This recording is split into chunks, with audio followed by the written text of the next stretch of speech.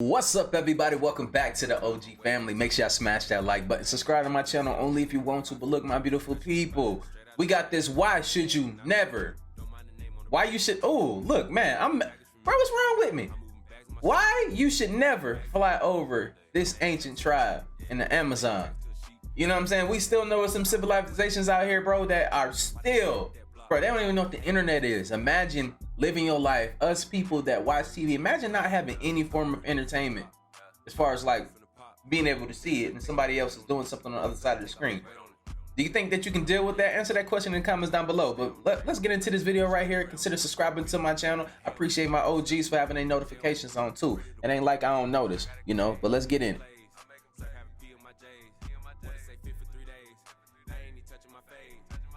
Has had its share of anguish and calamities. There's war, disease, overpopulation, terrorism, pineapple on pizza, and people who complain about pineapple on pizza. That's me. But on the whole, we think the good stuff outweighs the bad. Everyone wants a flourishing civilization, don't they? Well, not quite everyone. Coming up are some stories about remote tribes that will convince you to never fly over them. Look at this extraordinary photograph from Reddit. According to the poster, this aircraft flew low over a section of the Amazon and was fired upon by tribal warriors. For a long time, anthropologists have known of the existence of isolated tribes living in the depths of the Amazon. Many of these people have never had any contact with the outside world. The guys who shot these arrows clearly didn't want civilization, or at least felt threatened by some odd alien spacecraft descending on them from the heavens. So if you fly over the Amazon, how likely are you to be fired at by a swarm of arrows akin to the scene from 300? Well, I'll get back to that photo of the plane a bit later, but for now, let's talk about uncontacted tribes you may come across if you fly over the Amazon, and what's happened to people who have tried before. The first such example comes from 2008, as anthropologists swept over the Enviro region, a section of rainforest on the border between Brazil and Peru. The men who were photographed appeared to be warriors, threatening the passengers in the plane with bows and arrows. They were painted in scarlet from head to foot. The women appeared to be painted in black. Forced flights like these have observed that the tribespeople build large shelters thatched with leaves. They appear to maintain gardens, and the enormous bows the men use suggest they are distinguished hunters. We don't actually know a lot about these people. Anthropologists don't make direct contact with them for a number of reasons. We did the overflight to show their houses, to show they are there, to show they exist, says Jose Carlos, an expert on indigenous Brazilian tribes. He says that there are people who deny that individuals like this exist and think that photos like these are faked. So, he's conducted multiple flights to prove their existence, despite being shot in the shoulder on previous campaigns. Deniers include members of corporations who wish to use tribal lands for commercial purposes, and religious organizations that often want to take them away from their traditional way of life.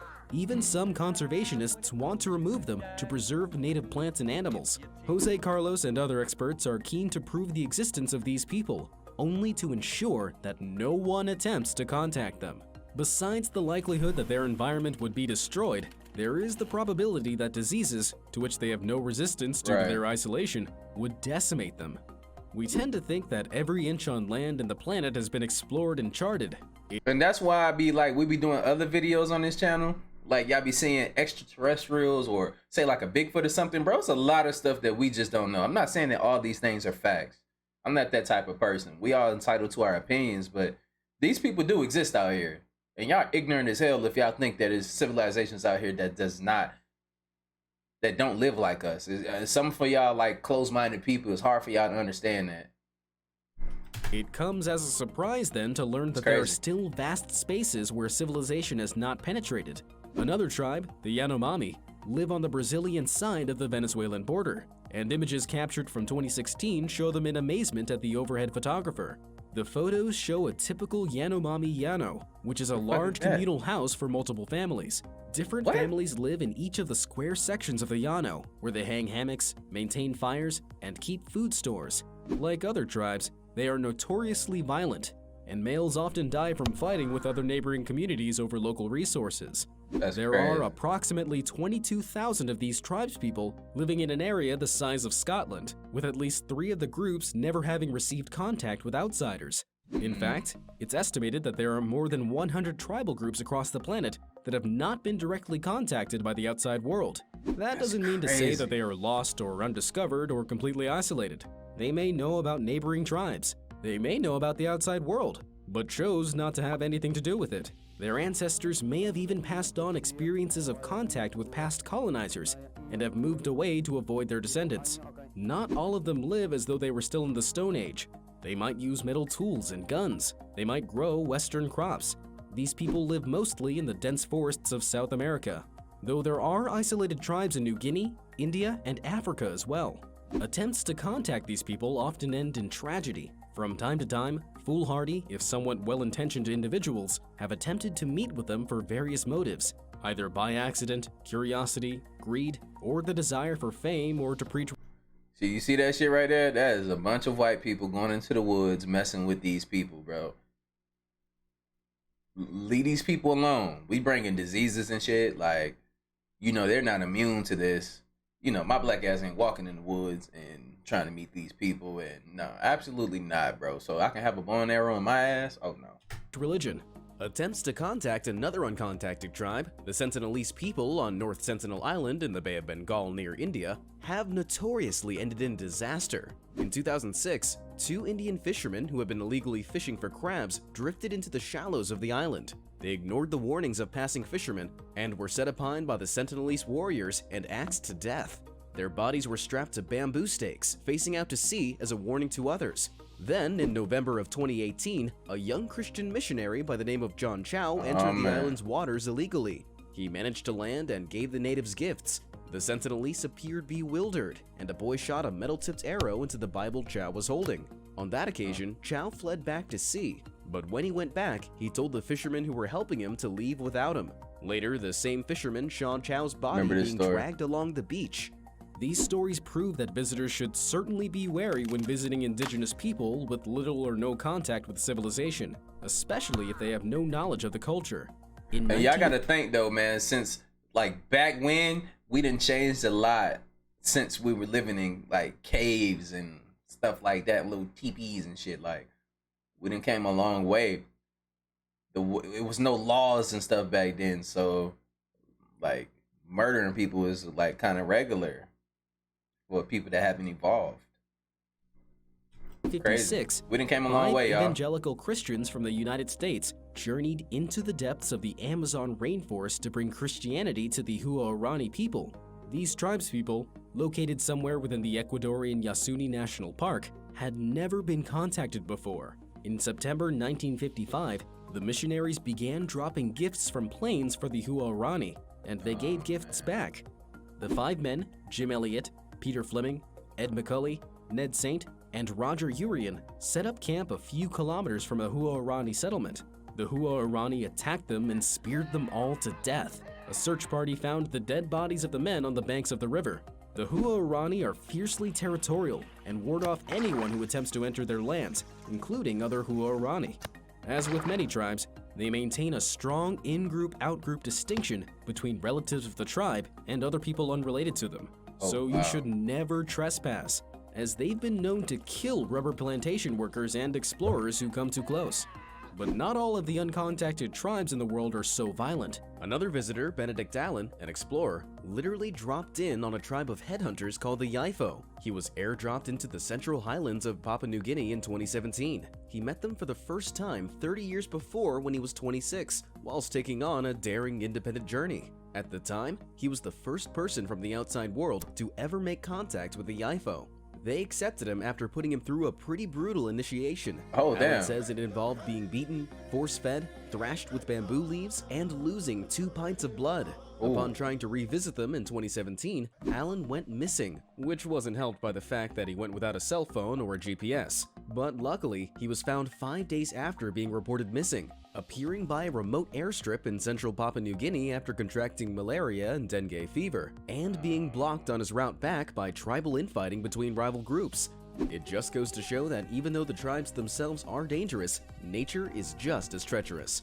And though it may seem like indigenous tribes always attack intruders, often it's the other way around. In 2017, miners prospecting for gold in the Amazon rainforest in Brazil came upon a tribe. According to federal prosecutors in Brazil, 10 members of the tribe were massacred by prospectors as they were gathering eggs on the river. Wow. After the alleged killings, the men relaxed in a bar where they boasted about the crime, brandishing a paddle carved by the tribe. Prosecutors said it was not the first such allegation. It is estimated that 50 Amazon tribespeople were killed in 2017 and 60 the year before. However, investigations are difficult, given the geography of alleged crime sites, the dangers in contacting tribal witnesses, and the power of commercial interests. The miners said they committed the murders as they were fearful they'd be killed by the tribesmen if they didn't. And it's not difficult to understand why the tribespeople don't like miners, since they bring diseases like malaria and pollute the tribe's food and water sources with mercury, which they use to refine their gold, leading to serious health issues. It seems to support the idea that threats to endangered indigenous groups are on the rise in the country. Sadly, because of the small sizes of these uncontacted tribes, this latest incident may have wiped out a significant percentage of a remote ethnic group. All things considered, it isn't hard to understand the reluctance of the Sentinelese, Huaorani, and other tribespeople to welcome the outside world, especially when we consider the experience of native peoples in the past. When the British colonized Australia in the 18th and 19th centuries, thousands of the indigenous aboriginals were killed. Hundreds of thousands more were dispossessed and forced to live on reserves, while hundreds of thousands more died of European diseases. The indigenous people of the Americas and Africa suffered a similar fate when their lands were invaded by the so-called civilized races. On September 13th... Come on now. Come on now. We just went there. Come on now. That's real talk. You see the hands too? That's real talk. Everybody be living peacefully until somebody feel like their way of living is a lot better. That's why I say leave these people alone, G. I mean, and if say for instance they do contact these people, we shouldn't always be trying to impose our will on people. We should understand them for who they are. And that's just like anybody that you meet in life. Us civilized, like us people that's here, living this regular life with TVs and everything, lights and stuff, heat, air conditioning, food, refrigerators. We should definitely try to just appreciate them for who they are. That's what you should do with the everyday average person. Appreciate them for who they are. Black, Asian, tall, skinny, fat, whatever. Appreciate them for who they are. Simple. That's what I stand by. 2007, the United Nations General Assembly adopted the Declaration on the Rights of Indigenous People in response to continuing violence against the indigenous people around the world. Nevertheless, indigenous people still encounter political and commercial opposition to their right of self-determination. Hopefully, we can all respect their rights and leave them alone. Now, back to the image of the plane at the beginning. Did the aircraft really get shot at by one of these tribes? Let's look at it carefully. Could arrows really pierce the underside of a plane like this? Yeah. They are quite long, and experts say some Amazonian tribes do use longbows with arrows about 6 feet long. Damn. These arrows certainly do look as if they could be 6 feet long. Steel-tipped arrows did pierce metal armor in medieval battles. Now, most planes are made of aluminum, and aluminum is softer than steel. Easy. And some tribes still use steel-tipped arrows. So an arrow shot by a tribal warrior could theoretically pierce a plane. But could such an arrow reach a flying aircraft? Light aircraft generally fly no lower than 152 meters or 500 feet above ground for safety reasons, especially when there are tall trees about, as in the Amazon. That's just under the maximum height of an arrow fired by longbows like the ones used by these tribes. So, while they could just about reach the plane, they likely wouldn't have enough power to penetrate the aircraft. Then again, the plane may have been flying lower than it's safe to fly, to get as detailed a picture of the tribespeople as possible. So maybe an arrow could penetrate the plane on a lucky day. Even so, I guess you might want to ask how the plane is peppered with so many arrows. It would mean that roughly 200 or more warriors, going by the number of arrows, just happened to fire at the exact time in the split second the plane flew over them, and most of them hit their mark. That's some pretty good shooting. Also, there are no shattered arrow shafts. You'd expect a few at least to break on impact. Still others surely would have snapped off when the aircraft landed on the runway. On the whole, the scenario doesn't look good as far as authenticity is concerned. As it happens, this plane, a Piper Comanche, is part of an art exhibit in Buenos Aires. The piece was made by an artist collective called Los Carpinteros and is called Avial. According to the artists, it is a symbol of modernization. It's certainly got a lot of people talking about indigenous issues, and that's got to be a good thing. International organizations like Survival, a volunteer advocacy group based in the United Kingdom, would hope that images like this would encourage more discussion about the rights of tribal peoples. Survival works to protect violence to them and to respect their rights to determine their own destinies. Right. Still, the image has been doing the rounds with misleading information, claiming to be a real artifact after an attack from one of these tribes. The best thing you can do if you see the image online somewhere with misleading information is to point out that it is in fact just a piece of art and isn't the aftermath of an actual attack.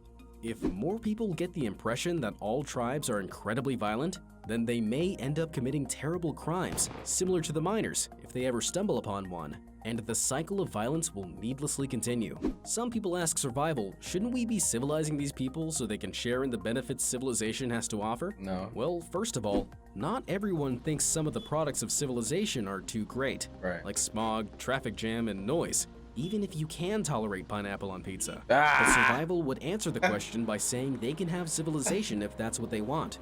But it's up to them to decide, not others. The take-home message from all this seems to be, if you want adventure, don't be bothering these people. There are many other more respectful and less dangerous ways to explore our wonderful world.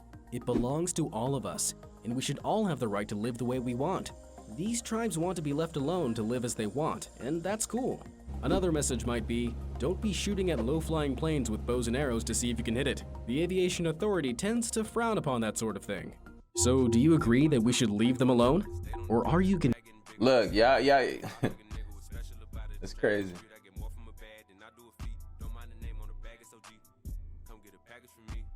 All right, so how many of y'all think that we should leave these people alone, man? Let me know in the comments down below. I feel like we should. That's just my opinion. Don't mean that I'm right. It's just my damn opinion. Some of y'all, this new era, motherfuckers can't take opinions. Everybody be in their feelings about something. Get out your bag right now. You know what I'm saying? Grow up. Grow the hell up. But I think we should leave these people alone because we spread diseases. And then it ain't no safer what we're doing. Just leave them alone in the woods. It's probably a lot safer there with them going at war with themselves, with their no rules and shit. And, just let them live their life. But look, let me know how y'all felt about this video and what y'all want to see next, man. Make sure y'all support my Patreon. If y'all haven't already, we be turning up at nighttime, going live, talking about these cryptocurrencies and different ways to invest your money and to grow as a person. But yeah, man. I'll see you in the next video. Like I always say, spread love because there's too much hate in this world. I love you guys. I'll see you in the next video. And I'm out though. Blah.